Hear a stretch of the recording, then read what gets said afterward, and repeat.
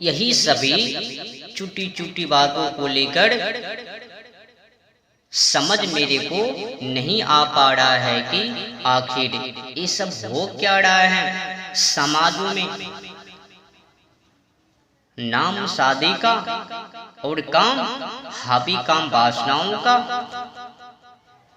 मतलब शादी के नाम पर काम वासना से जुड़े हुए हैं। ऐसे में तो मतलब पत्ते साफ हैं, हिसाब साफ है, संपर्क संबंध सीधा शादी का काम वासनाओं से ही है। अगर इस प्रकार का संबंध से माना जाए तो साफ साफ मतलब निकलता है कि ये विवाह का संबंध सीधे वासनाओं से ही है। शादी का संबंध काम वासनाओं से जोड़कर रखना ये गलत बातें हैं, अपराध है, दंडनीय है। शादी का संबंध काम वासनाओं से नहीं जोड़नी चाहिए, नहीं जोड़कर रखनी चाहिए। शादी का संबंध काम वासनाओं से नहीं, परंतु हाँ, अगर माना जाए व्यवहार को देखते हुए तो फिर वही मकसद निकलता है। अब शादी नहीं, सीधे बर्बादी। अगर इस प्रकार की व्यवहार को माने तो ऐसे में ये बातें तो गलत है।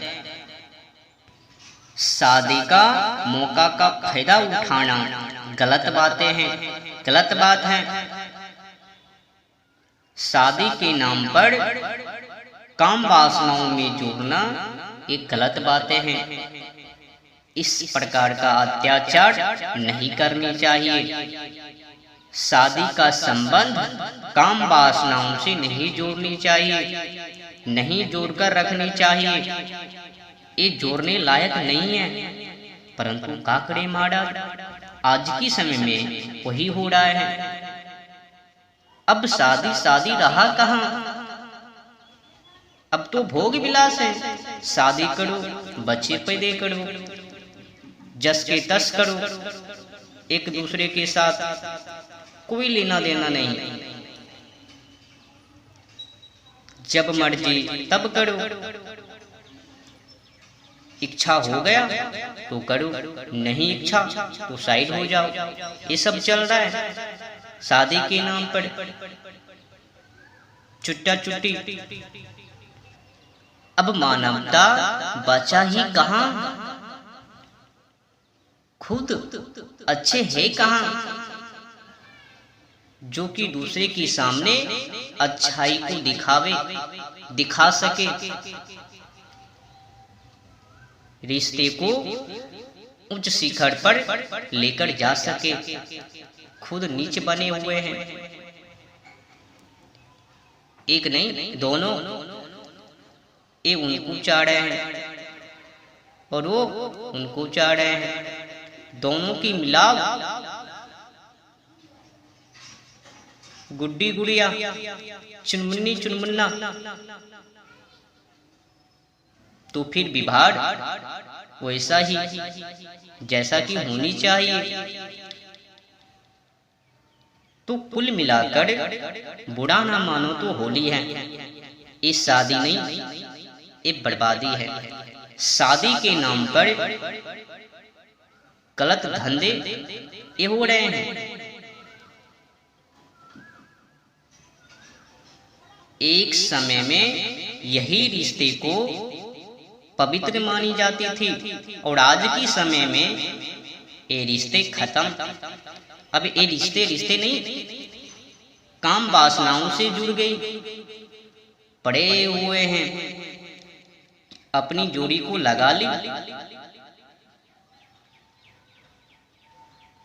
और मंगने में पड़े हुए काम वासनाओं के पीछे। हजी हुज्जी कर रहा है। एक दूसरे में अपने काम को बनाने के लिए आपको दे दी, मुझको आप कहना, आपसे सम्मान करना, तभी तो जो आप कहेगी मैं वही मानूंगा। फिर ये कहेंगे, फिर वो बोलेगी। ये सब शादी के नाम पर। अब शादी है या फिर क्या है, संकेत मात्र समझ सकते हो। समझने के लिए ये व्यवहार काफी है जो आपकी आंखों के सामने है, दिख रहा है। अब दिखाई अगर आपको नहीं दे रहा है तो आपका गलती है। हो सकता है आप भी उन्हीं में से एक होगे। खुलेआम चल रहा है, शादी करो, बच्चे पैदा करो, काम वासना से दूर होने की कोई जरूरत नहीं है। श्यान कक्ष से भजन कक्ष में जाने की कोई जरूरत नहीं है। बिस्तर से उठाकर ऊपर ले जाने की कोई जरूरत नहीं है। शयन कक्ष में ही रहने दो ये रिश्ते को। क्या गजब सी बातें हैं। बिस्तर पर पड़े रहो।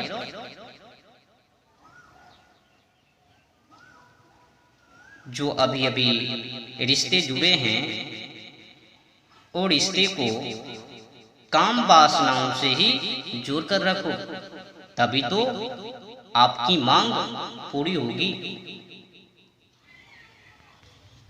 सूक्ष्म बातों को समझना समझ से बाहर है। तो शादी का संबंध काम वासनाओं से जोड़कर नहीं रखनी चाहिए। शादी को काम वासना योनि शारीरिक संबंध से जोड़ता है, जोड़कर रखता है। जोड़ने के लिए चाह रहे हैं तो फिर गए काम से। विवाह और काम वासना में अंतर नहीं समझ रहे हैं और शादी के नाम पर मौका का फायदा उठा रहा है शारीरिक संबंध से। तो फिर इस प्रकार का विवाह समाप्त, खत्म। कोई महीने नहीं है शादी करने से। जब मनुष्य मानव लोग शादी करते हैं तो फिर काम वासनाओं की ओर मानवों का ध्यान क्यों चले जाते हैं? काम वासनाओं से क्यों जुड़ जाते हैं? मानव का मन काम वासनाओं पर क्यों अटक जाता है? काम वासनाओं में मानव का मन क्यों लग जाते हैं? जी महाराज, ये जो विवाह है ना, ये विवाह नहीं है, बस मांगों की पूर्ति है। वो पूरा हो रहा है, अब बोलने की कोई क्षमता नहीं है, शक्तियां नहीं है जो कि वो बोल पाएंगे कि हम हाँ सही में हकीकत में यही करने के लिए शादी को किए हैं। मानव लोग शादी को करके काम वासनाओं के दीवाने क्यों हो जाते हैं? पागलपन क्यों बन जाते हैं? समझ में आना थोड़ी मुश्किल है। इसको समझने के लिए अद्भुत शक्तियां चाहिए। तो इस बात को शायद ही ऐसा लोग होगा जो कि वो कहेंगे कि भाई अभी मुझे जवानी छा रही है, हाँ, शारीरिक काम वासना तो ही हमने मांगे हैं। इसके के लिए हम विवाह करने के लिए जा रहे हैं। आमतौर पर महिलाएं तो बिल्कुल नहीं मानेगी। वो कहेगी, छी छी छी छी छी, इतनी गंदी सी बात, गंदी बात है, गंदी बात को बोल रहे हो। हम इस प्रकार की गंदी बातों को बोल नहीं सकती हूँ, हम बोल ही नहीं सकते, नहीं कह सकते अपनी मुंह से, परंतु हाँ कर सके हो, करवा सके हो, परंतु आप में वो शक्तियां नहीं जो कि आप बोल सके, बोल नहीं सकते हो। जीवन भर आप दोनों तो यही करते हो, लेकिन बोल नहीं पाते हो। आप में बोलने की शक्तियां है ही नहीं, बोल नहीं पाओगे।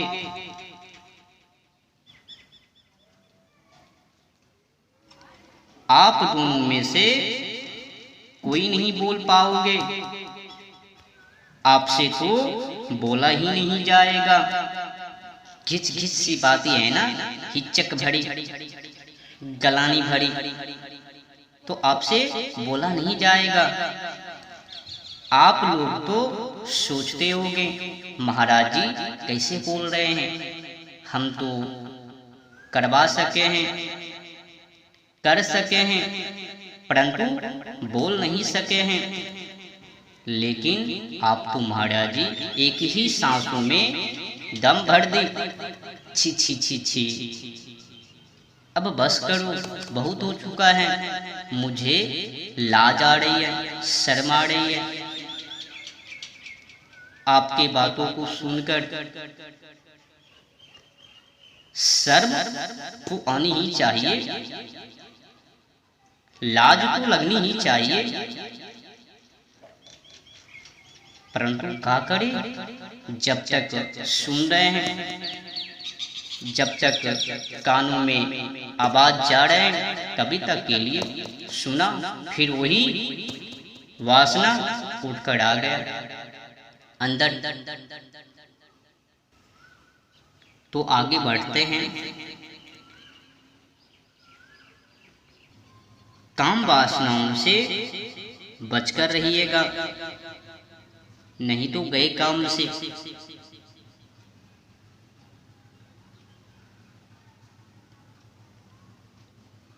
भले ही आप काम वासनाओं से उलझे रहो, परंतु आप में वो बोलने की शक्ति ही नहीं रहेगा। तो फिर क्या करोगे, आप तो बोल ही नहीं पाइएगा, आपसे तो बोला ही नहीं जाएगा।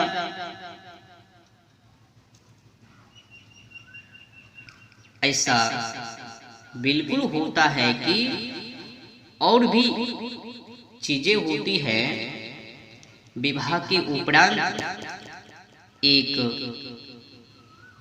मित्रता भी स्थापित हो सकती है स्त्री पुरुष में, और कई चीजें हो सकती है, होती भी हैं कई बार, लेकिन फिर भी मत इनकार करिएगा कि अगर उसका उद्धार तो शारीरिक काम वासनाओं की पूर्ति ही है। विवाह की वेदी पर स्त्री को पता चल जाए कि पुरुष नपुंसक है, भले ही जैसा भी हो, तो पर भी विवाह होगा।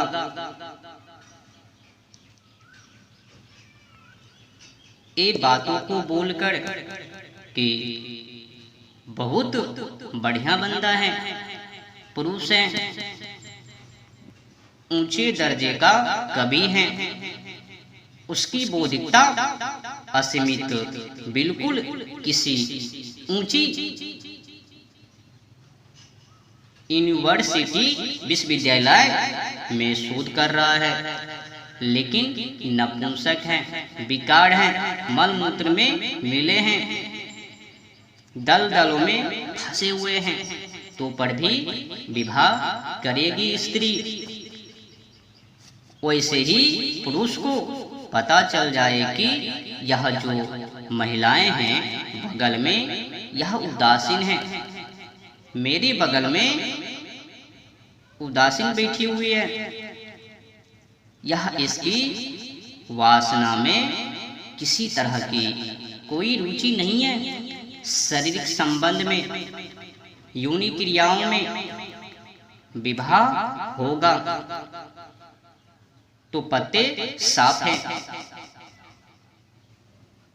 तो खेल सीधा है ना।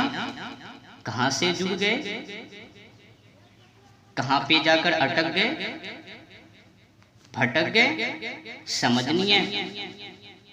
हाँ, अगर आपकी बुद्धि थोड़ी साफ होने लग जाए, आपके जीवन में कुछ अध्यात्म आ जाए और विवाह के बाद आप कहोगे कि मुझे अब अपनी पत्नी से अपने संबंध को एक ऊंचे तल पर ले जाना है, वह बिल्कुल अलग बात है, अलग सी बातें हैं, और वैसा हो भी सकता है और हुआ भी है, और मैं चाहता भी हूँ, यही चाहता हूँ वैसा अभ्यास करा भी जाए कि विवाह के बाद आप कहे कि ठीक है, जैसा भी नाता था जुड़ गए, हमने शादी को कर ली,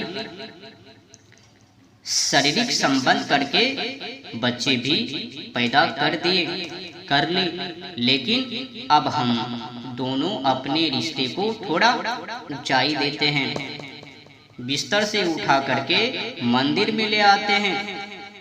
यह निसंदेह करा सकता है कि कुछ भला हो सकता है, ऐसे तो करा भी जाना चाहिए, लेकिन फिर भी शुरुआत तो शयन कक्ष से ही है ना, पूजा कक्ष से नहीं है। आप अगर बात की गहराई में जा रहे हो,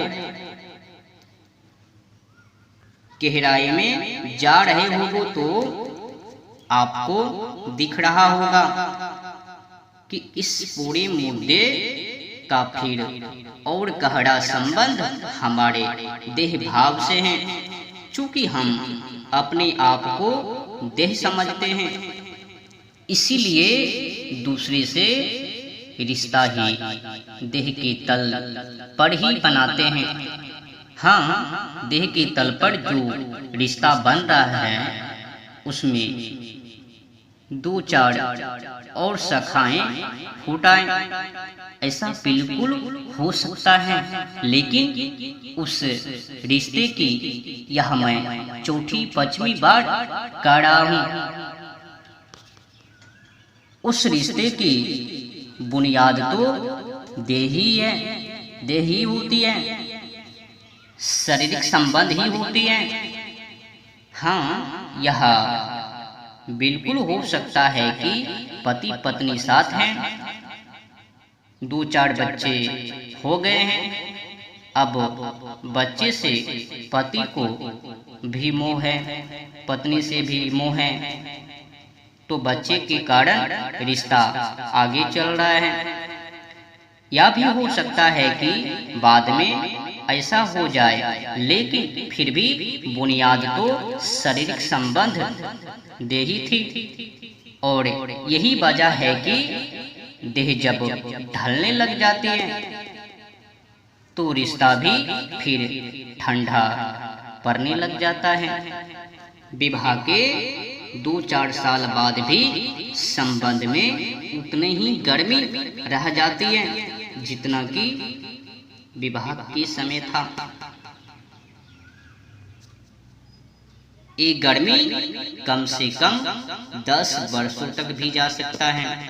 अब समझ लो इसके बीच में आपको क्या क्या हो सकता है, आपके साथ क्या हो गए।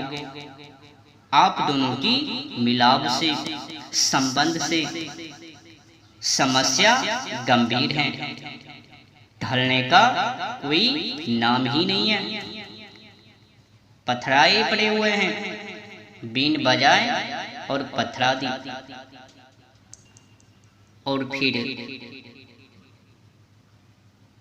जब शादी की 10 वर्ष हो जाती है, गर्मी वहां तक बढ़ जाती है, तो फिर वो धीरे धीरे कर करके नीचे आ जाते हैं, ठंड पड़ जाते हैं, काम वासना की शक्ति वो कम हो जाती है, किसी किसी में रह भी जाती है, उतरने का नाम भी नहीं लेते हैं, ऐसा भी हो जाता है।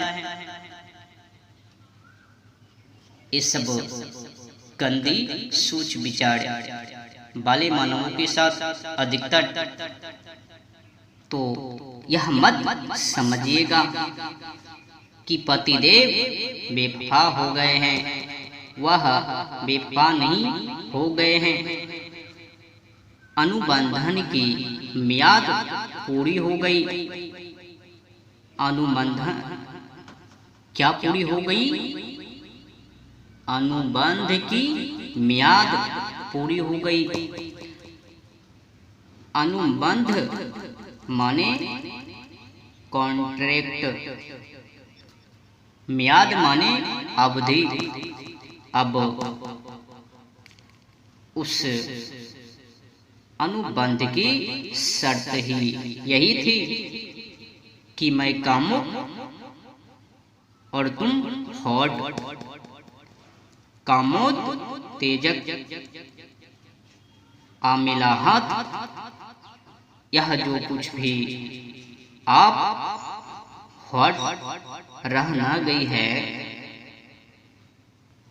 उसने इधर उधर विवाह से इतर संबंध स्थापित कर लिए हैं पूरी जिंदगी के लिए। फिर आपको झटका लग जाता है कि अरे पतिदेव अब इधर उधर मुंह मारामारी कर रहे हैं, मुंह मारामारी कर रहे हैं। ये कैसे? मुंह को मार रहे हैं इधर उधर। यह तब नहीं पता था जब रिश्ता शुरू हो रहा था, पर नहीं,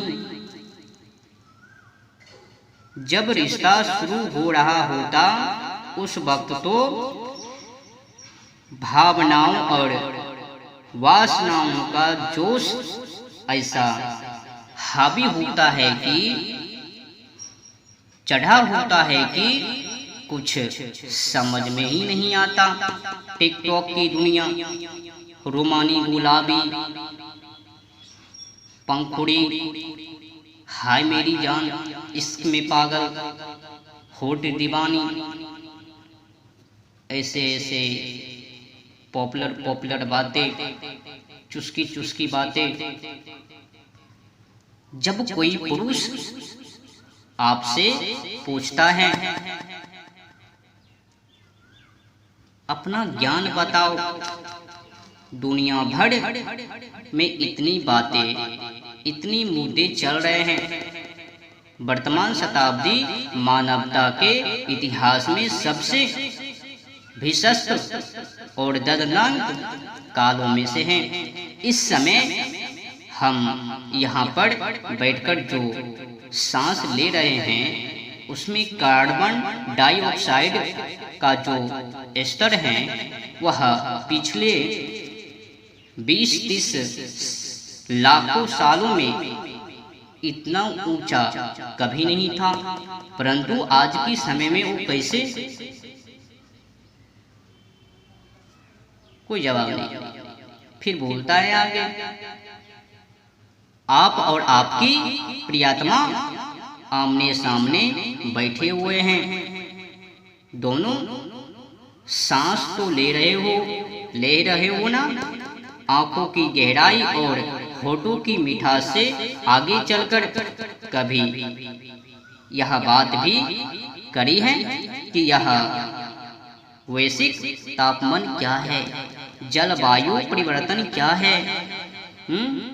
तब लगता है ऐसी बातें थोड़ी करी जाती है। यह डेट है, डेट पर तो दूसरे तरह की बातें होती है ना। तब कौन पूछने जाता है कि तुम्हारी चेतना का स्तर कैसा है, ज्ञान की गहराई कैसी है, कुछ करुणा तुम में है या नहीं है? कौन पूछने जाता? एक अपनी ही देह इतना बड़ा बोझ होती है कि नहीं होती है? किसी दूसरे की देह की जिंदगी में क्यों आमंत्रित कर लेते हो? खुद का ही शरीर बोझ इतनी भारी है कि संभल ही नहीं पा रहे हैं। उसी जिंदगी में एक दूसरे को और आमंत्रित कर लेते हैं। भाई, दूसरे को जीवन में लाना भी है तो रोशनी की तरह लाओ, जिस्म की तरह क्यों लाते हो? अपनी ही देह की जिंदगी से वाफी नहीं हो क्या, जो दूसरे की गंदगी भी घुसेट ली? जब ये दोनों फंस जाते हैं तो फिर इनकी रुमान गुलाब, रोना, गम, खुशी, हाँ, पल पल में बिखर रहे हैं, विज्ञापन छूट रहे हैं, समाजों से काट रहे हैं। मेरी जिंदगी इस प्रकार से है, क्या आप लोग संभाल पाओगे? हमें कोई मार्ग दे पाओगे?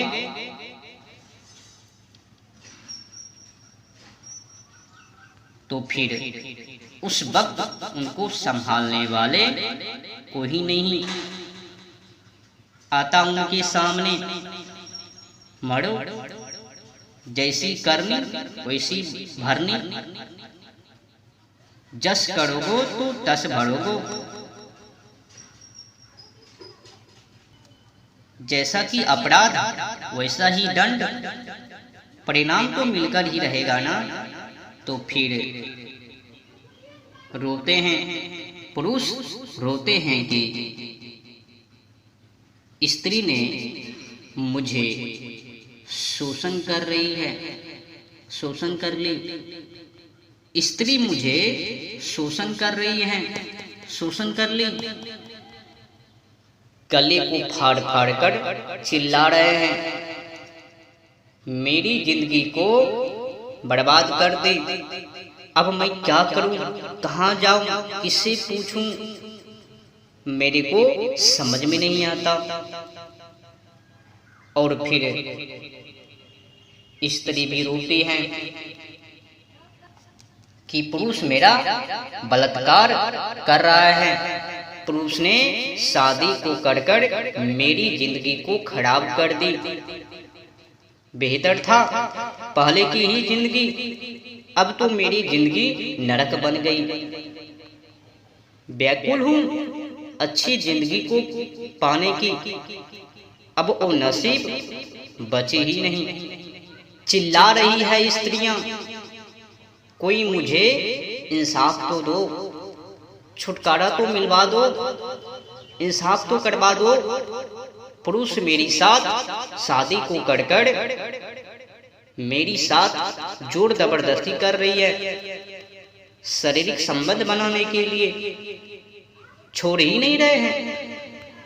आगे और बच्चे रोते हैं कि हमें पैदा क्यों कर दिया, अच्छा होता कि मुझे पैदा नहीं किया होता, कम से कम हम धरती का बोझ नहीं बनता, कम से कम मेरे द्वारा कीड़े मकोड़े जीव जंतु पशु पक्षी वो नहीं मारा जाता। मुझे पैदा को कर बड़ी भूल कर दी, वो भी रो रहे हैं। ना मुझे संस्कार, ना मुझे अच्छी आदतें, आखिर मैंने जन्म को ही लेकर क्या किया। धिक्कार है ऐसी जिंदगियों पर जो कि मुझे अच्छी कर्म को करने के लिए मौका नहीं मिल पा रहा है। तो इसी हिसाब किताब के माध्यम से मैंने पाया है कि जिंदगी में दो चीजें होती हैं जो इंसान की जिंदगी को नरक बनाती हैं। पहला, आजीविका का गलत साधन, गलत नौकरी, और दूसरा गलत विवाह। और अधिकांशतः ये दोनों ही गलत होती हैं। हर आम आदमी के जीवन में उसकी नौकरी भी गलत होती है। नौकरी में सब कुछ शामिल है, जैसे में व्यवसाय, पैसा, धन दौलत, बड़े बड़े बंगले, कोठी, चारपाई, धंधा, कुकर्म, अपराध, चोरी, डकैत, लफंगा, लचुंगड़ इत्यादि इत्यादि भरे पड़े हुए हैं। आप जो कुछ भी करते हो तो दिन भर आप जो नौकरी कर रहे होते हैं वह भी उल्टी पुल्टी होती है, सीधी नहीं, गंदगी से भरा पड़ा हुआ, मैल कुचले से भरा पड़ा हुआ है, जो अपने मन को भी बिल्कुल गंदा करके रखती है, चेतना का दमन करके। और जो विवाह कर रखा होता है उसको बारे में कहना ही क्या है, वो तो खत्म है। उनकी जिंदगी गई काम से, उनकी पत्ते साफ हैं, हिसाब साफ है। अब उनकी आगे की जीवन गए, अब उनको उसी ही स्थिति में जीनी होगी। इन दोनों में भी जो चीज बिल्कुल ही खत्म कर देती है, इंसान को पूरे जीवन के लिए खत्म कर देती हैं, पूरे जन्म के लिए खत्म कर देती हैं। नौकरी तो फिर भी बदल सकते हो, किसी भी क्षण सोच लेते हो कि अब हमें कोई नया व्यवसाय, पैसा आदि कुछ शुरू करना है, परंतु साथी नहीं बदल पाते हो। तो जो दूसरी चीज है गलत विवाह, यह इंसान को कहीं का नहीं छोड़ती है।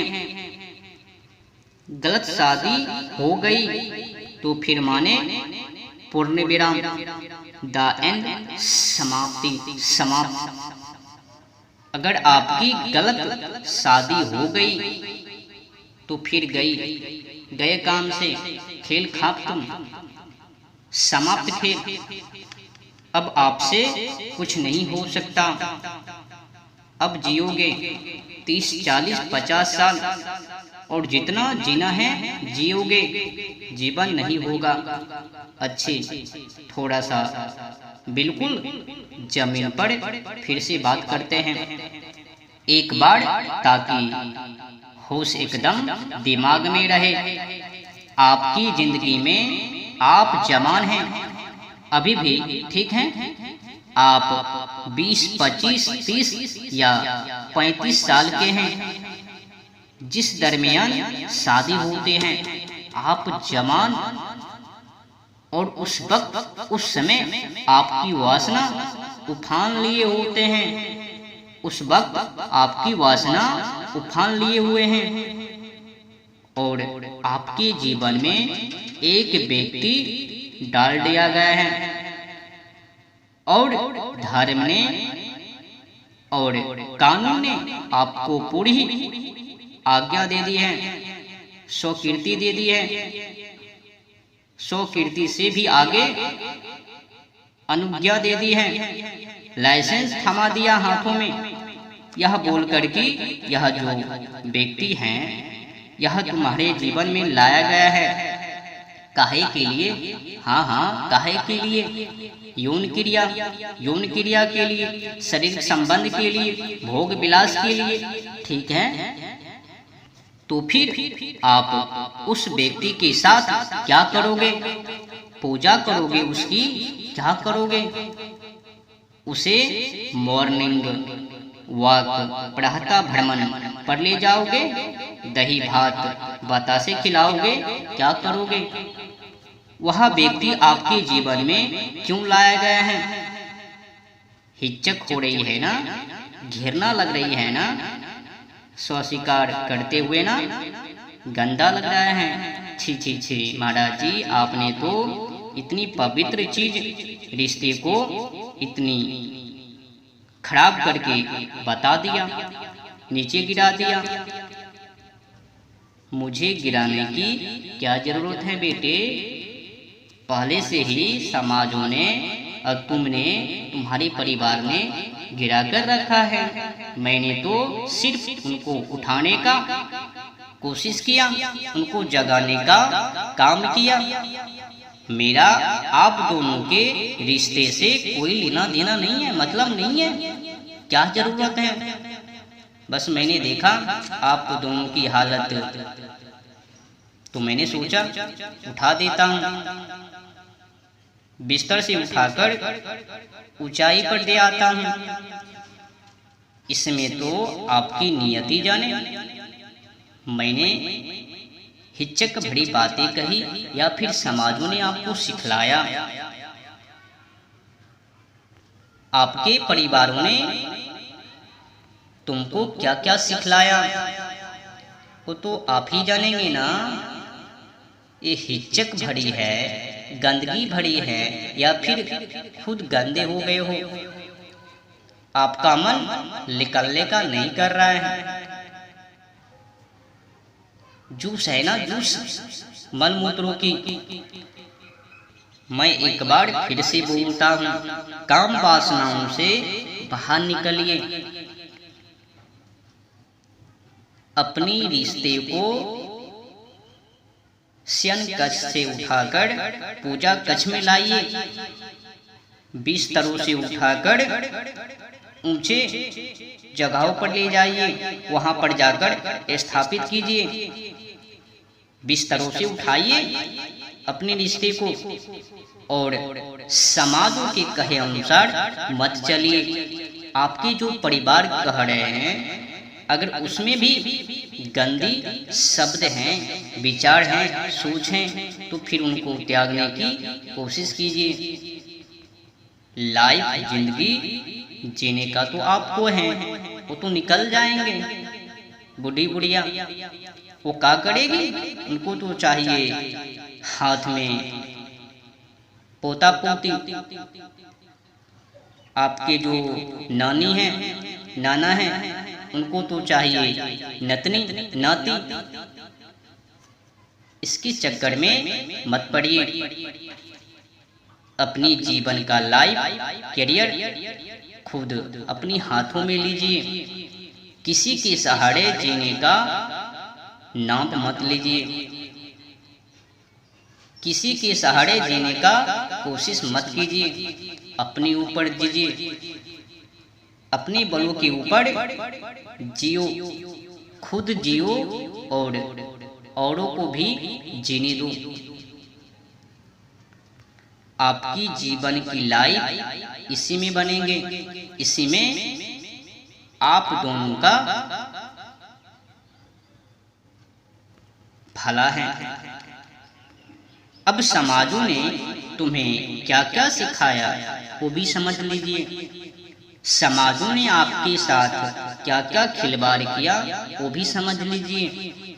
आपने उसके चक्करों में कैसे फंसे, सब ज्ञात आपको हो जाएंगे।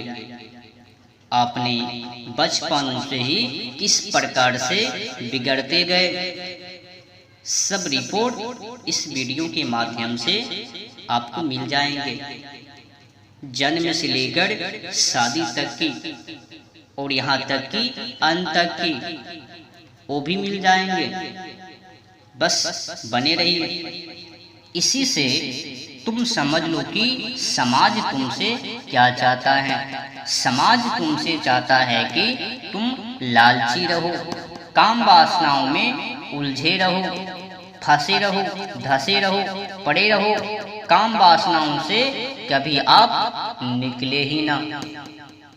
समाज ये चाह रहा है, समाज तुमसे ये चाह रहा है कि तुम चीजें जुटाओ, तुम संचित करो। तुमको बिगाड़ने के लिए, गलत मार्गों पर डालने के लिए समाज तुमसे क्या क्या करवा रहे हैं वो समझिए। समाज तुमसे कह रहे हैं, करवा रहे हैं, तुम चीजें जुटाओ, तुम संचित करो, धन को इकट्ठा करो। हाँ, तुम वस्तुओं के और संचय के और भोग के पीछे भागो, ठीक है। ये सभी बातें समाज ने तुम्हें खूब सिखा दिया, खूब सिखाया। भोगों के पीछे भागने का कि किस प्रकार से भागा जाता है, लगा जाता है, फंसा जाता है।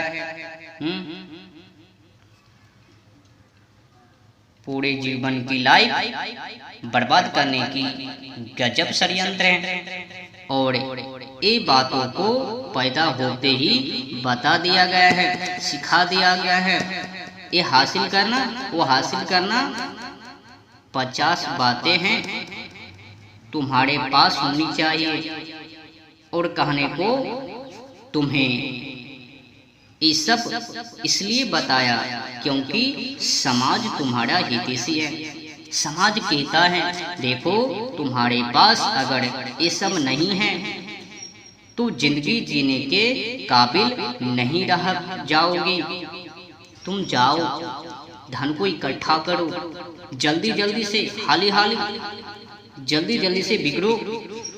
और तुम इकट्ठा ना करो, छटकार लो, फुफकार दो, इनकार कर दो, मना कर दो, तो फिर तुम्हारे पीछे से वो चाबी भी करेंगे, डंडा भी करेंगे, और फिर भावुक होकर के दलीलें और दुहाइयां भी देंगे कि हमारी खातिर कुछ करके दिखा दे बेटा। एक बार को हमें भी फक्र हो जाए कि हमारी औलाद है।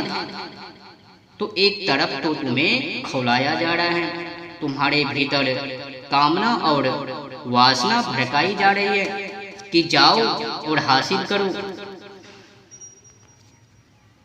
बच्चों वो अभी बहुत ही छोटा सा है, छोटा बालक है, और उसी अवस्थाओं में ये माँ जी अपने बेटा से कह रही है, माँ जी उससे बोल रही है सुना सुना कर कि तेरे के लिए चांद से राजकुमारी लाऊंगी। अब वो औलाद इतना छोटा सा है कि अभी उसको इस सब ख्याल भी नहीं है, दूर दूर तक नहीं है कि राजकुमार की राजकुमारी की राजकुमारी का मुखड़ा, चांद सा चेहरा, पर माँ खुद उसमें वासना घुसेड़ रही है, घुसेड़ रही है, उद्दलित कर रही है। और पड़ोसी में कहीं शादी हो रही है तो दादी जी बोल रही है, मैं अपने छौनी छौने की भी ऐसे ही शादी करूंगी। सोने के उड़ने वाले घोड़े पर सवार होकर आएगा मेरा बेटा अपनी दुल्हनिया को उठाने। बेटा ये सब सुन रहा है, और ये सब सुनते सुनते वो बड़ा भी हुआ जा रहा है। तो तुम्हें आज दिए जा रहे हैं तुम्हें उत्तेजित किया जा रहा है, तुम्हारे जीवनों की बर्बाद करने के लिए। तुम्हें किस प्रकार से छोकरी के पीछे दीवाना होनी है वो सिखाया जा रहा है। तुम्हें तुम्हारे चित्त को बर्बाद करने के लिए अश्लीलता सिखाया जा रहा है, तुम्हें काम वासनाओं के पीछे लगाने की ये सब सिखाया जा रहा है। और तुम हो बावले, उन्हीं की कहानी पर, सिखाने पर, चलाने पर चलते रहते हो। फिल्म का निर्माता निर्देशक बखूबी जानता है कि फिल्म चलनी कैसे है। तुम्हारी वासना को थोड़ा सा भड़काना भरे और चल जाएगी। दो ही काम करने होते हैं, एक तुम्हें उत्तेजित कर दिया जाए और दूसरा तुम्हारे आंसू छलका दिए जाए। और जो ये तुम्हारे साथ कर सके तुम उसके गुलाम हो जाए। तुम दो के तुरंत गुलाम हो जाते हो। पहला वो जो तुम्हारे साथ रहने वाले हैं, पहला वो जो तुम्हें रुला दे, जिसके पास तुम्हारी भावुकता की चाबी हो, कि चाबी घुमाई भी नहीं और तुम जोर से रोने पड़ गए। और दूसरा तुम उसके गुलाम हो जाते हो, जिसको देखकर तुम में उत्तेजना दौड़ जाए। और फिल्म में यही दो बातों को, चीजों को दोहराया जाता है, दिखाया जाता है। फिल्में को देखने जाओ, फिल्म में दो ही चीजें रहती हैं, कभी खुशी तो कभी गम। एक और तुम्हें रुलाया जा रहा है और दूसरी तरफ तुम्हें तपाया जा रहा है। दोनों काम एक ही साथ हो रहे हैं, एक ही साथ में। अब तुम पकड़ में आ चुके हो, भागोगे कैसे? टीवी खोलते हो, वहाँ विज्ञापन भी आ रहा है। नंगने सी धड़ंग सी उस विज्ञापन को देखकर मन उत्तेजित भड़काव में आ जाता है। तो वो विज्ञापन इसलिए आ रहा है कि तुम्हें वासना भड़काए जाए। उत्तेजित हो तीव्र गति में और कहे ये विज्ञापन है, और कहेंगे कि ये पुरुषों के सेफ्टी रेजर का विज्ञापन है, और उसको लेकर कौन घूम रही है? काम सिंह हसीना वो क्या करेगी उसका, और तुमने देखा नहीं और तुम भाग पड़ते हो बिल्कुल कि यही खरीद ले अभी। ये पहला प्रभाव है समाज का। मानव को खोला दो, मानव में वासना का संचार कर दो, मानव को खूब लालच दे दो। एक तरफ तो इसमें नियत ये है कि इससे मानव की तरक्की होगी, और दूसरी तरफ नियत ये भी है कि जिसको तुमने लालची बना दिया वो तुम्हारे बस में आ गया। जैसे में मान लो चिलबिल्ली की काम वासनाओं में लालची में संपर्क में आते ही एक दूसरे का दीवाना हो जाते हैं, पागल हो जाते हैं। फिर कहता है या तो तुम या तो हम, जो भी करो। इसमें पागल बंदा कुछ भी करने के लिए तैयार हो जाते हैं, ही हुजूर जिद फुजूर करने के लिए। लालची मानव कुछ भी करने के लिए तैयार हो जाते हैं। शत्रु अपि प्रभावी लोभात, लोभ के द्वारा किसी भी मनुष्य को भ्रष्ट किया जा सकता है या फिर संभाला जा सकता है। हाँ, लोभ के द्वारा कुछ भी करवाया जा सकता है। समझो मेरे बातों को। जिस आदमी में लालची नहीं है वो किसी का गुलाम नहीं हो सकता, और जिस आदमी के भीतर तुमने काम वासना की लालच दौड़ा दिया, अब वो बड़ी आसानी से तुम्हारे काबू में आ जाएगा। समाज के पास यही दोनों की ज्ञान है, सोच विचार है। जब उसकी नियत भली होती है तो वो कहता है, देखो इसको लालच देना जरूरी है, नहीं तो ये तरक्की ही नहीं करेगा, बिगड़ेगा ही नहीं, मेरे कहे अनुसार चलेगा ही नहीं, काम वासनाओं के पीछे भागेगा ही नहीं। जब भागेंगे नहीं तो फिर बिगड़ेंगे नहीं, बच्चे पैदे को करेंगे नहीं तो गड़बड़ हो जाएंगे, अच्छे व्यक्ति बन जाएंगे तो फिर मुझे समझाएंगे तो गड़बड़ हो जाएंगे। इनको जल्दी से लालच तो सिखाओ, इनको विवाह की ओर दौड़ाओ, उत्तेजित करो तो लालची बना देते हैं। लालची बन के रहो, तभी तो तुम मेरे कहे अनुसार चल पाओगे, मेरे जालों में फंसकर रहोगे। और जबकि उसकी नीयत बुरी होती है तो वो कहता है, देखो लालच देना जरूरी है, नहीं तो ये बस में नहीं आएगा। और दोनों ही नियतों से अभी प्रेरित होकर तुम्हें खुलाया जा रहा है।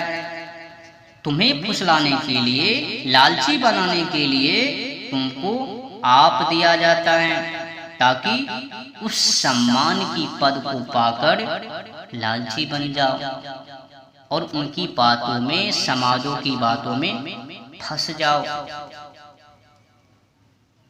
फंसना तो आसान है, लालची दे दो, लालच दे दो, लोभी बना दो, फंस जाएंगे।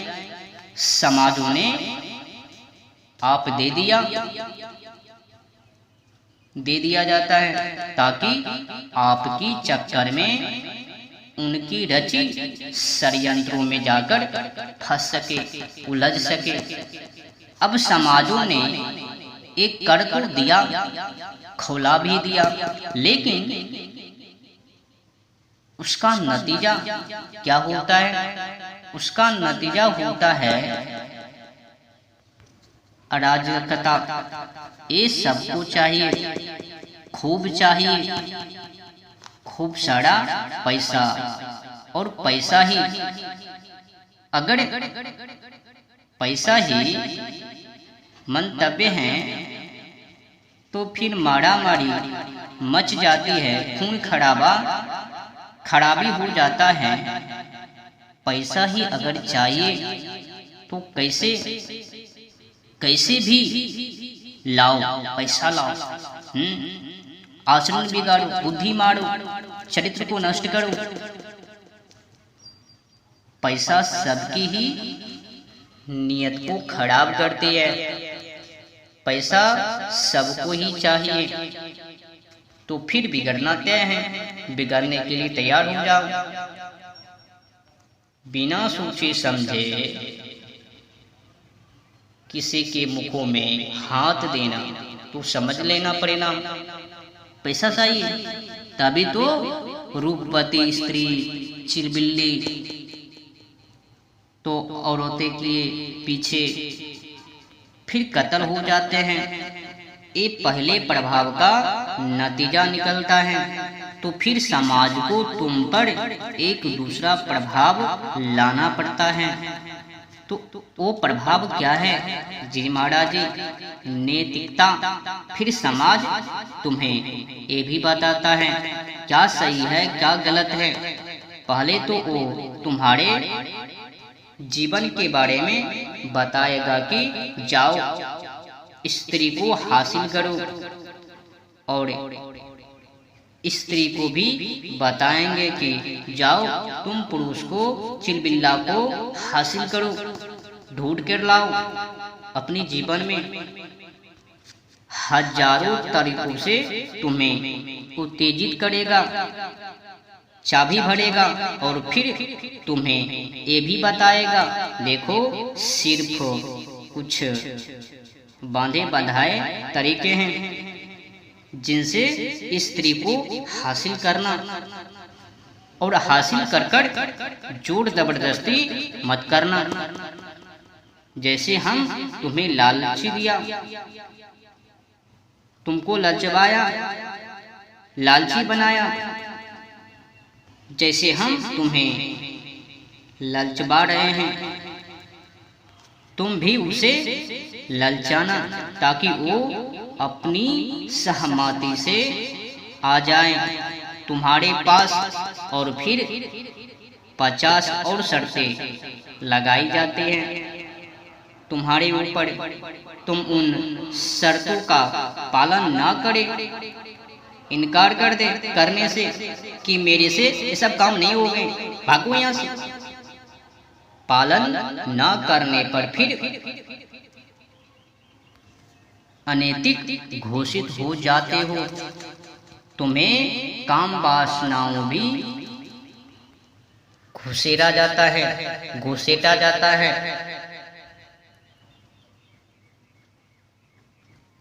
काम वासना में शामिल किया जाता है, और इस सभी नियमों को पालन नहीं करने पर, समाजों के कहे अनुसार बातों पर नहीं चलने पर तुमको फिर अनैतिक घोषित कर दिया जाता है। तुम्हें कारावास भी हो सकता है, कारावास नहीं भी होगा तो तुम समाज की नजरों से नीचे गिरोगे। अब ये बड़ी अजीब हालत है तुम्हारी। तुम एक विद्यालय में पढ़ रहे हो जहां तुम्हें बताया जा रहा है शराब पीना बुरी बात है। जिस विद्यालय में तुम पढ़ रहे हो जहां तुम्हें बताया जा रहा है कि शराब पीना बुरी बात है, वो विद्यालय कौन संचालित कौन कर रहा है? समाज। और ये सामाजिक मूल्य हैं जो विद्यालय के माध्यम से तुम तक पहुंच रहे हैं। समाज ही हैं, शिक्षक हैं जो तुमको विद्यालय में पढ़ा रहे हैं कि शराब पीना बुरी बात है। और जब तुम अपनी पाठशाला से बाहर निकलते हो तो 2-4 किलोमीटर आगे बढ़ते हो और तुम्हें दिखाई देते हैं शराब के ठेके, और उन शराब के ठेके को भी कौन चलवा रहा है? समाज। अब समाज तुम पर ये दो तरफा वार कर रहा है। एक तरफ तुम्हें आग लगाई जा रही है कि पियो, और दूसरी तरफ तुम्हें पीने नहीं दिया जा रहा है, एक कहकर कि शराब पीना बुरी बात है। तो फिर वो ठेके क्या कर रहा है? सड़क पर। अगर काम वासना बुरी बात है तो टीवी पर वो सब इतराती फुसलाती क्यों नाच रही है? वो तो ज्ञान नहीं दे रही है, वो बोध या मुक्ति तो नहीं दे रही है, वो प्रेम बस तो नहीं है, नृत्य कर रही है। उनके नाचने का तो एक ही प्रयोजन है। क्या तुम्हारे नजर किधर है? तुम्हारी नजर किधर है? तुम्हारी काम वासना इधर है। मतलब तुम्हें पकड़ ले, तुम्हें वासना संचारित कर दे। अब तुम फंसे बच्चू, तुम फंसे। तुम्हारी हालत अब हो गई है प्रेशर कुकर जैसी, नीचे से आग लगा दी गई है। काम वासनाओं में जोड़ दी गई है, तुम्हें और नीचे से आग लगा दी गई। और ऊपर से दिया गया है ढाकन, आग भी लगातार है। तुम आग से बचकर नहीं भाग सकते हो। अब बाजार में जाओ, वहां बाजार तुमको पकड़ के रखे हुए हैं। घर में जाओगे, टेलीविजन फोन खोलोगे तो पाओगे फोन में भी वही घुसे हुए हैं। टीवी खोलोगे तो पाओगे टीवी में भी वही घुसे हुए हैं। गली मोहल्ले को देखोगे वही पाओगे। हर तरफ से तुमको आग लगा दी जा रही है, तुमको फंसाया जा रहा है। और साथ ही साथ फिर पुजारी और पुलिस की गश्त भी है। पुजारी सूक्ष्म बल का प्रयोग करके तुमको काबू में रखना चाहता है, आग को दबाना चाहता है।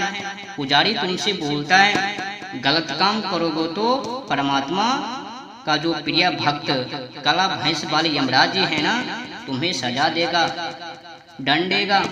और पुलिस स्थूल बल का प्रयोग करके तुम्हें दबाए रखना चाहती है। पुलिस कहती है अगर तुमने गलत काम करोगे तो कानून तुम्हें सजा देगा।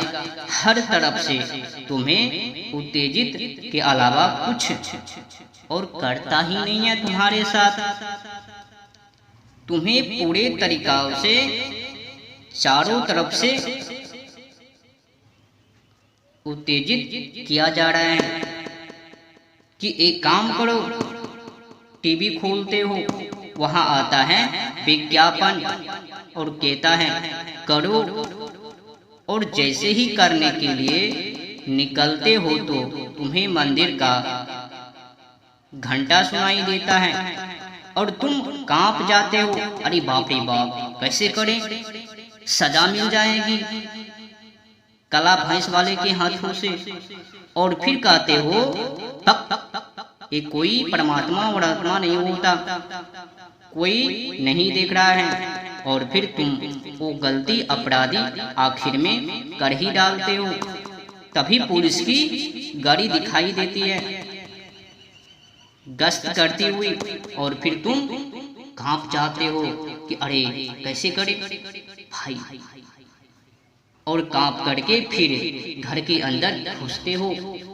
घर के अंदर फिर टीवी खोलते हो, वहां पर फिर रूपमणी स्वरूपवती चंडालनी केस फड़काए हुए नाच रही है, ढंग से केस को उड़ा रही है, अपने जाल बैठाकर बैठी हुई है तुम पर। और फिर तुम कहते हो अरे निकलते हैं, आज कर ही डालते हैं। अब है तुम्हारी क्या पुकारी, अब एक तुम्हारी हालत है। अब कुकर तो है नहीं, तुम तो कुकर हो नहीं कि सीटी बजाओ और तुम्हें साइड मिल जाएंगे। अगर तुमने सीटी बजाने की काम की तो फिर पुलिस या फिर समाज या फिर धर्म या फिर धर्मगुरु ये तुम्हें छोड़ने वाले नहीं है, नीचे गिराकर मार देंगे। ये हालत है। समाजों से कोई उम्मीद नहीं है, समाजों से कुछ भी भूलकर मत सीखना। अगर सीखना ही है तो आगे बढ़ने के लिए जो गंदे व्यक्ति हैं